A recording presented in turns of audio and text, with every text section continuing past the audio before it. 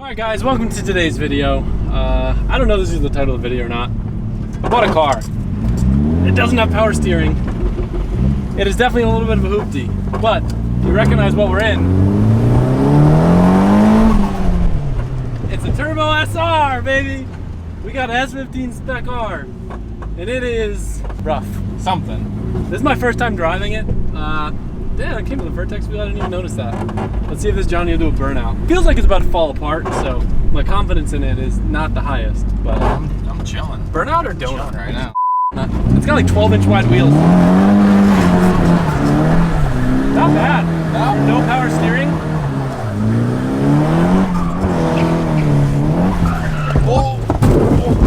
Oh my god.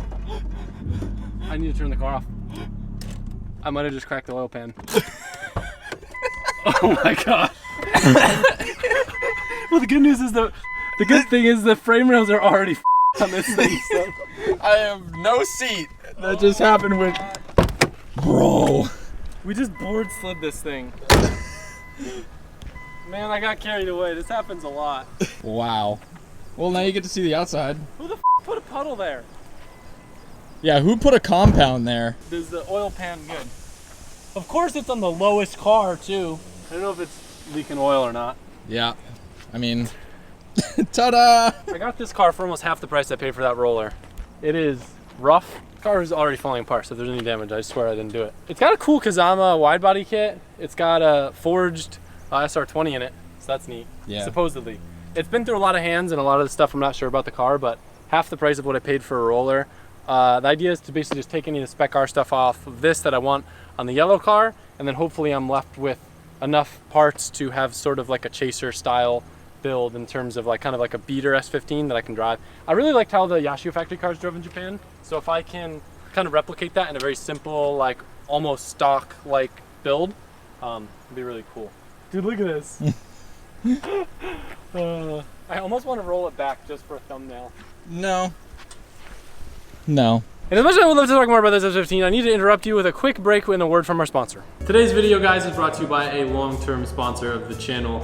You guys know ShipStation. We all have passions. A lot of us have turned them into online businesses, me with merch. I know a lot of you guys sell things online, whether you have a big store, small store. It doesn't matter what you sell, it doesn't matter how you ship it. ShipStation is your one-stop shop for the easiest, simplest order management with insanely deep discounted shipping rates and automation for pretty much any shipping task. There are hundreds of thousands of online retailers that choose ShipStation, including us. They've helped us streamline a lot and become a lot more efficient. Just here is a small selection of some of the orders pending going out just because they're waiting on my signature since we were away in Wisconsin, Minnesota. I don't know why I get those two mixed up. Doesn't matter how you sell, Shopify, Etsy, even if you have multiple stores, ShipStation will funnel all of your orders into one simple interface you can manage anywhere, even from your phone. I'd say the best part though is you get to leverage their shipping discounts that are typically reserved for Fortune 500 companies. UPS, USPS, FedEx, you can compare them all in one place and see what makes the most sense for you. Ship more in less time for a lot less money. Just use my offer code ADAMLZ and that will get you 60 days of a free trial. That's 2 months of free, no hassle, stress-free shipping. Just go to ShipStation.com, click the microphone at the top of the screen and type in ADAMLZ. Just ShipStation.com, type in code ADAMLZ and go make ship happen. I want to give ShipStation a massive thank you for supporting the channel and sponsoring this video. We're gonna need it because we got these brand new hoodies dropping Friday at 4 p.m. Eastern Standard Time. S15 hoodies last year were probably one of our biggest products. I think one of the best sellers of all time. We wanted to do this one right. I decided to take the graphic that I love from the tee, but I wanted to do a sleeve hit because I love the one that we did on the yellow one. Got the fade going on, a nice simple little front graphic. They're awesome. It's printed on the same hoodie, so if you guys have purchased any of our hoodies in the past, or I should say in like the past year or so, the sizing will fit the same. And the support from you guys has been amazing, and we typically end up selling out within 24 hours, sometimes even within like 10 minutes when we've been dropping new stuff. So I cannot thank you guys enough. Managing those orders can be tough at ShipStation. I appreciate you. This isn't even part of the plug anymore, but they are key. Also, first ever E36 poster is gonna drop. So small drop, just literally the hoodie and this poster. Got 350 of these made. There's a cool photo. Photographer's name is on the screen that was taken from Clutch Kickers. Car looks pretty good. So if you want to cop a hoodie and a poster. 4 p.m. on Friday, that's tomorrow. Set a reminder. If you want me to sign anything, I'm happy to. Just understand because our schedule is kind of all over the place that it could delay your order, but just put in the order comments. I'm always happy to do it. Also, since I predict some comments, we've been doing our best to communicate with those of you guys that have ordered compound bundles. We've got everything here. We're waiting on the final piece of the puzzle so we can start shipping. Sounds like it's going to be end of this week or early next week. The guys have been busting ass. They already have like all the boxes and everything all set up. So as soon as we get the last product in, toss it in the box, ship it out to you. I'm excited for you guys to get that stuff. We spent a lot of time on those photo books and they came out really cool. I will say too, also in the next week or two, we did have some people that wanted refunds because they didn't want to wait for them. So we will have a few extras laying over if you didn't get a chance to get yourself a compound bundle. Keep an eye out for that in the next couple weeks. Now, back to the S15.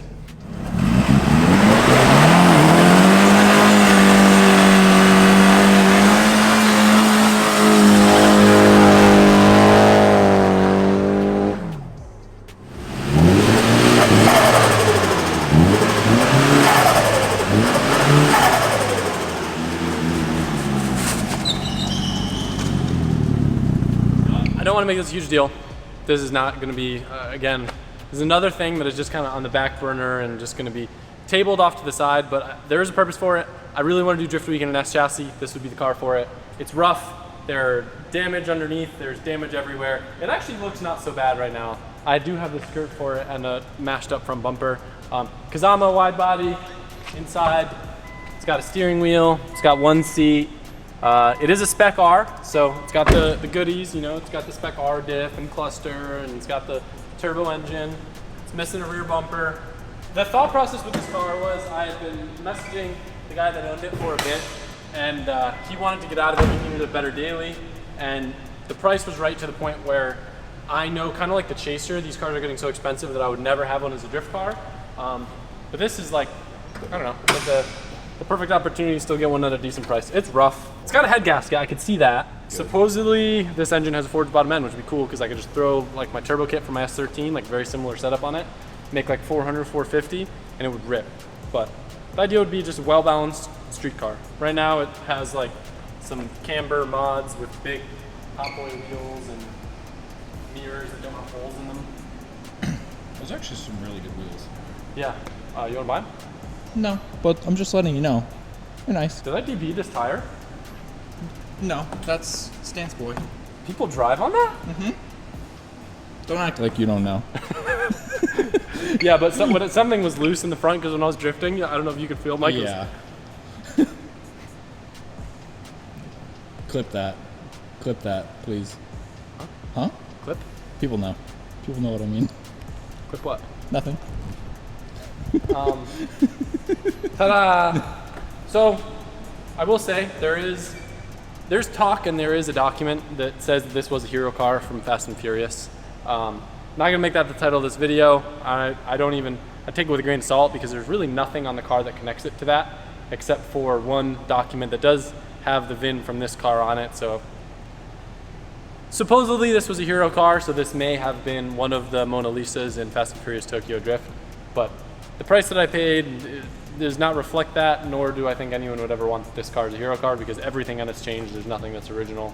But it's gonna be a fun car. I love S chassis. I don't drive my cream car anymore because I'm always scared of bashing it up. But this thing is perfect. I won't feel guilty crashing it. That's what we're going for because I really, really love S15s, and I was lucky to get mine that we built into an FD car when I did, when they were still affordable, but now they are just insane, and I have a lot of parts laying around from my car and from all these S15s now to where this will be like a fairly simple and inexpensive build to make it work.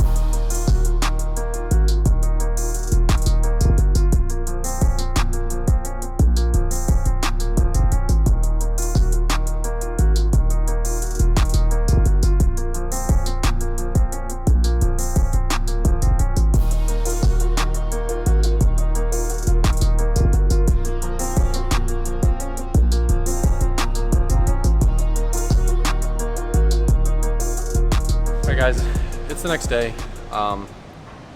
What's that word called? Like post-purchase buyer's remorse. I found some stuff out about this car. A lot of people have been DMing me and sending stuff to me online. Apparently, this thing's been wrecked. You just put them up on the screen. It looked like a clean car, and I thought it was a good deal. I didn't realize it'd been crashed. It's like people are really concerned, and I feel like I made a bad decision. Like even this guy, he's wishing me good luck and saying I'm gonna need it. Like, what does that mean? What are we gonna uncover when we put the car on the lift? I'm like, of course we know the car is crashed. There's been 5,000 people DMing me.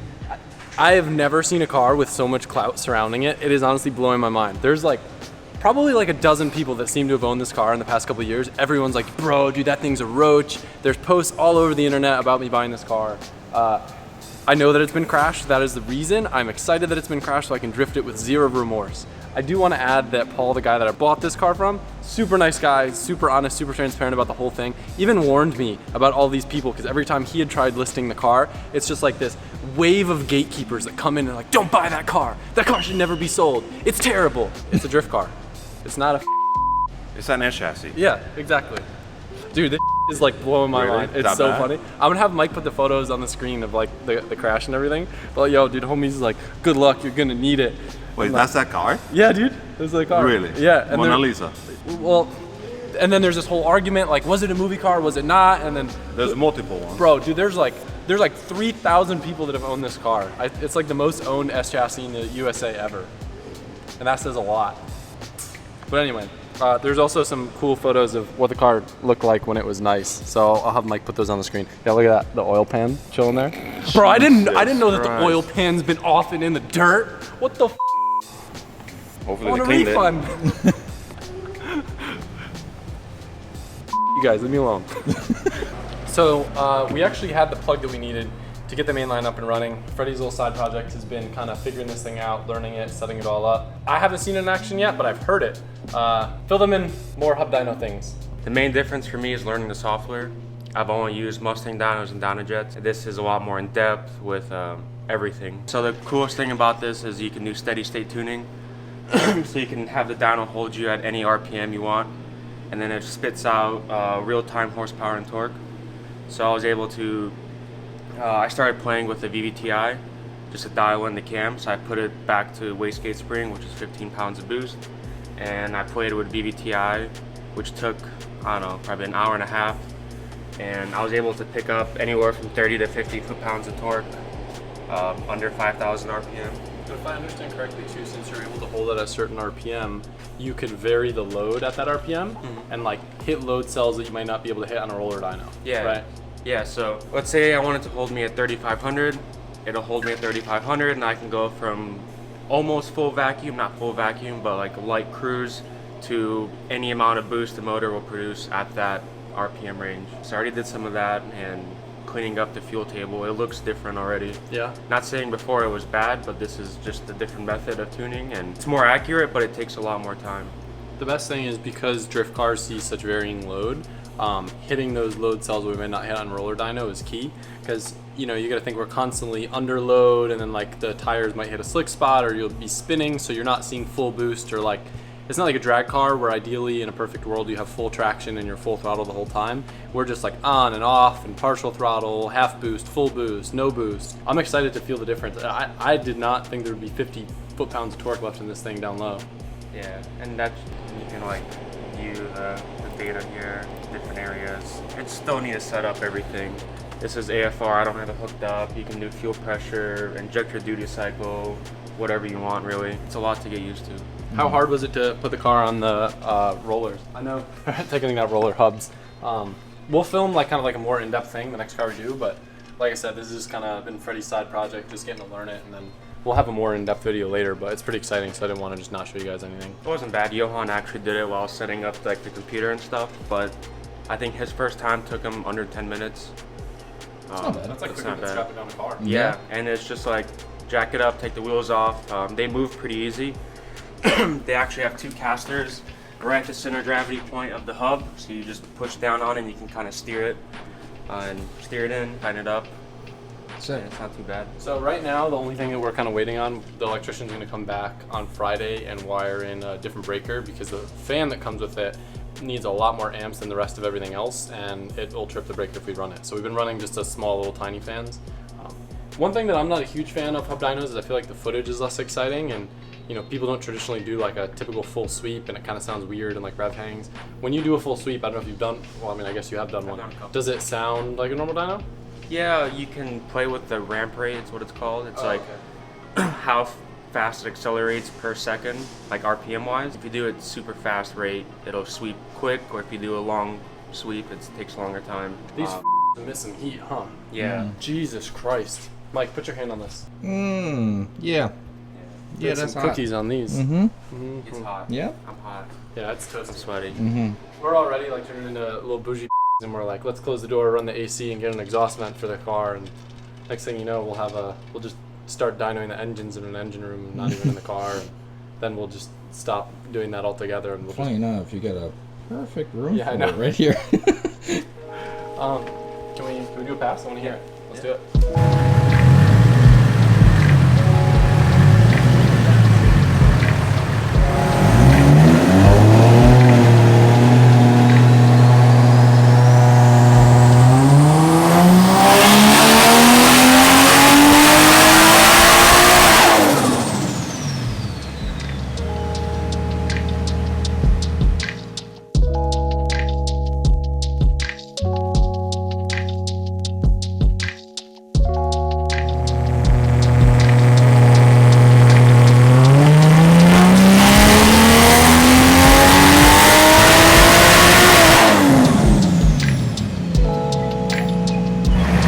Notice how it kind of sounds weird by redline? He has it set up right now so it doesn't hit limiter and it starts to hit the brakes on the dyno when it gets up there to slow it down. That's why it kind of sounds like